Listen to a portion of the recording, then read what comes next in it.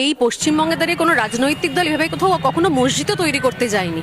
আপনি নতুন দল তৈরি করার আগে আগে কিন্তু মসজিদ মন্দির নির্মাণ তো করছেন। তৈরি করছে রাজনৈতিক বাংলার দল। মুখ্যমন্ত্রী রাজনৈতিক দল। আপামর জনগণের টাকায় ট্যাক্সে যে সরকার চলে, সরকারের কর্মচারীদের দিয়ে দিতে পারে না, সেখানে তো 250-300 কোটি টাকা খরচ করে মন্দির তো করছে।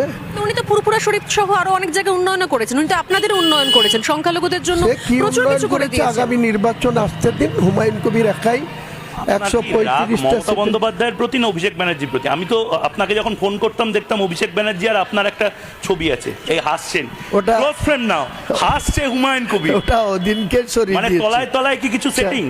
কোনো সেটিং নেই। 4 অভিষেক তারিখে ব্যানার্জির সাথে কি তলায় তলায় কোনো সেটিং আছে? 4 তারিখে যখন জমির টাকা দেবেন? 4 তারিখে যখন জানতে চায় বাংলার জমির জন্য টাকা পয়সা দেবেন? 4 তারিখে যখন তৃণমূল কংগ্রেস আমাকে সাসপেন্ড করেছেন, জনাব ফিয়াদ হাকিম কলকাতার মেয়র এবং আরবান ডিপার্টমেন্টের মন্ত্রী, 1 মিনিটের মধ্যে আমি আমার ডিপি থেকে অভিষেক বন্দ্যোপাধ্যায়, মমতা বন্দ্যোপাধ্যায়ের ছবি সরিয়ে দিই।